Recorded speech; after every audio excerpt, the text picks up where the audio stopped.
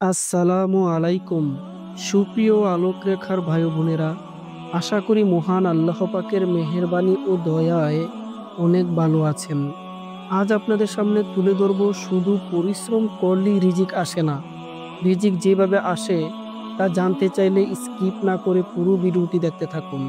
একদিন মরুভূমির প্রান্তে এক ছোট্ট গ্রামে বাস করত আয়ান নামে এক দরিদ্র কৃষক। তার ঘরে ছিল না কোনো ধন সম্পদ, ছিল না কোনো জমি জমা, শুধু একটি ছোট্ট খেজুর গাছ, যেটি সে তার বাবা আলম থেকে পেয়েছিল। আয়ান প্রতিদিন সকালে নামাজ পড়ে খেজুর গাছের যত্ন নিত। গাছটিতে ফল ধরত বছরে মাত্র একবার।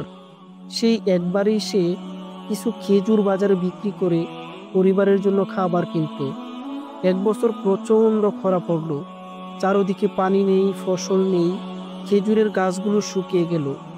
আয়ানের সেই গাছটিও ছিল মরণাপন্ন। তবু সে প্রতিদিন পানি খুঁজে এনে গাছটিতে ঢালতো। প্রতিবেশীরা হাসাহাসি করতো আর বলতো যে, এই শুকনো গাছ বাঁচবে না ভাই, বৃথা পরিশ্রম করতেছো তুমি। কিন্তু আয়ান বলতো, আল্লাহ যদি চান এই শুকনো গাছও ফল ধরবে ইনশাআল্লাহ।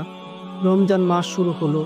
খরার মধ্যে এক সকালে আয়ান গাছের নিচে গিয়ে দেখলো একটি ডাল থেকে ঝুলছে কয়েকটি খেজুর। সে বিস্মিত হলো। এ দুর্ভিক্ষ গাছ তাকে দান করলো খেজুর! সুবহানাল্লাহ!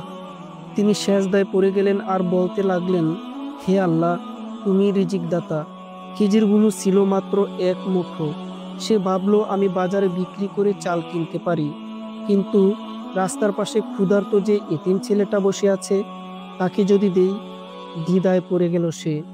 শেষ পর্যন্ত আল্লাহর সন্তুষ্টির আশায় সেই খেজুরগুলো সে সেই ছোট্ট ছেলেটিকে দিয়ে দিল। ছেলেটি চোখ মিলে তাকিয়ে বলল, আল্লাহ আপনাকে উত্তম প্রতিদান দিবে ইনশাআল্লাহ। সেদিন দুপুরে এক ধনী ব্যবসায়ী আয়ানের ঘরে এসে হাজির।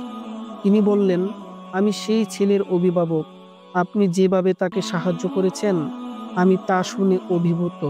আমি আপনার খেজুর গাছের যত্ন নেব এবং প্রতি বছর আপনার জন্য ফলের ভাগ রাখব। এরপর আয়ানের ভাগ্য বদলে গেল। সেই গাছ আবার ফুলে ফলে ভরে উঠল। সে নিজের প্রয়োজন মেটাতো, গরিবদের দিত, আর আল্লাহর প্রতি তার ভরসা আরো বেড়ে গেল। এই ছোট গল্প আমাদের শেখায়, রিজিক কেবল পরিশ্রমই আসে না, আসে বিশ্বাস আর ইখলাসে। আল্লাহ সেই বান্দাকে অপার ধান দেন যে নিজে না খেয়ে অন্যকে খাওয়ায়, শুধু তার সন্তুষ্টির জন্য। ভরসা রাখুন আল্লাহর উপরে।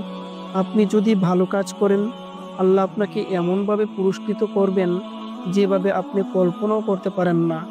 হে আমাদের রব, আমরা যেন হালাল পথে চলতে পারি। আপনি আমাদেরকে সেই তৌফিক দান করুন।